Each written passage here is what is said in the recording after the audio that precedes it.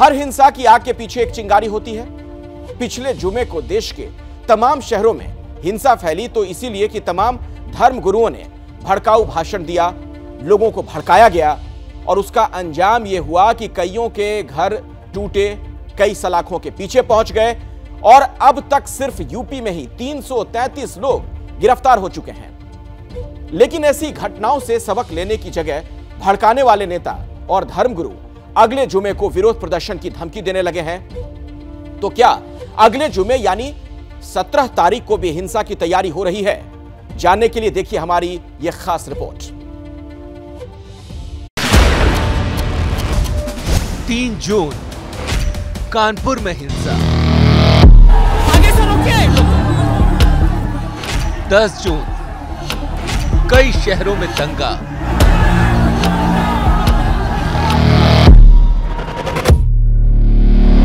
और अब 17 जून को क्या होगा? ये सवाल हम नहीं उठा रहे हैं, बल्कि खुद को मुस्लिम धर्मगुरु कहने वाले तौकीर रजा का ये बयान इस सवाल में चिंगारी फूंक रहा है। मैंने अपने 10 तारीख का प्रोग्राम मुलतवी करके उसको 17 कर दिया। एक हफ्ता मैंने उसको आगे बढ़ा दिया। मौलाना के इस बयान में तेवर नहीं है, लेकिन जहर ऐसा है कि असर कुछ दिन बाद होता है। लग ऐसा रहा है कि अगले शुक्रवार का प्लॉट तैयार किया जा रहा है, इसीलिए जानबूझकर जुमे का दिन चुना गया है ताकि भीड़ की भावनाओं को भुनाया जा सके। हमारे आस्थाओं को ठेस पहुंचाया, हम उसके लिए एहतजाज कर रहे हैं, नाराजगी का इजहार कर रहे हैं, तो उनकी आस्था का भी एहतराम हमें करना चाहिए। तो मैंने अपने 10 तारीख का प्रोग्राम मुलतवी करके उसको 17 कर दिया। तौकीर रजा की जुबान खुलती नहीं कि देश में आग लग जाती है। रजा ने 5 जून को ऐलान किया था कि वो 10 जून को धरना देंगे और इत्तेफाक देखिए कि उसी दिन प्रयागराज से लेकर रांची तक आग लग गई और अब इन्होंने अगले जुमे का एडवांस प्लान बना लिया है। और अभी सरकार का काम बाकी है, सरकार को अपना काम करना चाहिए और मैं समझता हूँ 10 तारीख में अभी कई दिन है। मैं जिम्मेदारी लेता हूं कि मेरे प्रोग्राम में कहीं कोई ऊंच नीच होती है तो उसका मैं जिम्मेदार हूं। मैं सबसे पहले गिरफ्तारी दूंगा अपनी। ज्यादा से ज्यादा क्या कर सकते हो? लाठी चला सकते हो, गोली चला सकते हो या पकड़ के जेल में डाल सकते हो। हम उसके लिए तैयार हैं। तौकीर रजा का बयान उस मजहबी भीड़ को चाबी भरने जैसा है जिसके एक हाथ में पत्थर और दूसरे में पेट्रोल बम है। उसके बाद क्या होता है ये देश 2 जुमे से देख रहा है।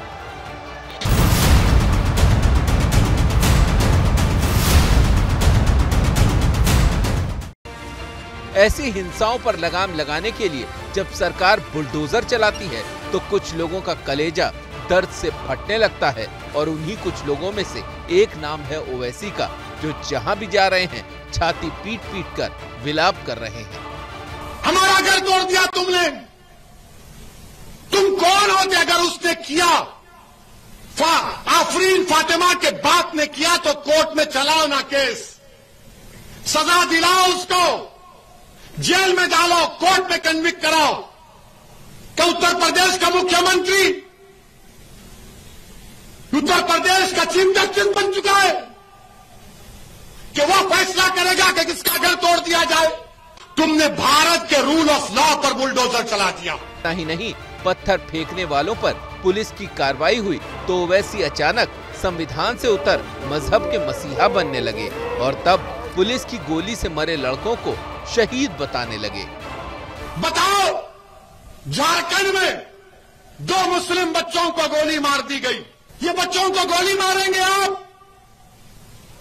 बताओ, झारखंड की हुकूमत जो कांग्रेस की सरकार है, जीएमएम की सरकार है, 2 बच्चों को गोली मार दिए। ये नहीं होता था अगर देश के प्रधानमंत्री एक्शन ले लेते। हिंदुस्तान की आत्मा में धर्मनिरपेक्षता घुली है। सेक्युलर सोच हमारे खून में दौड़ती है, लेकिन सुविधा के मुताबिक कभी सेकुलर हो जाना, कभी मौलवी बन जाना ओवैसी की फितरत है।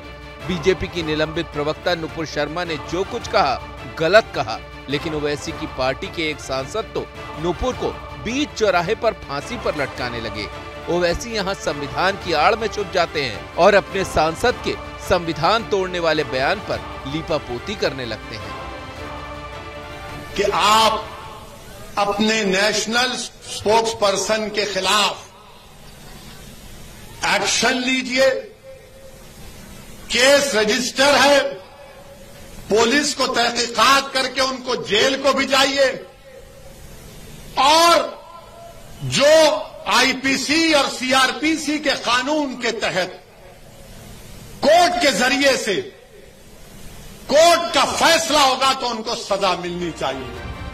फिर ओवैसी साहब से यह भी सवाल होगा कि कानून को अपने पत्थरों से लहूलुहान करने वालों पर कार्रवाई होती है तो वो क्यों तिल मिलाने लगते हैं। संविधान तो तौकीर रजा जैसे लोगों को भड़काने की इजाजत भी नहीं देता, लेकिन ओवैसी के कानों तक तौकीर रजा के बयान नहीं जाते।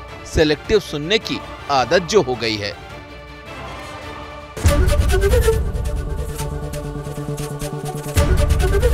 एबीपी न्यूज आपको रखे आगे।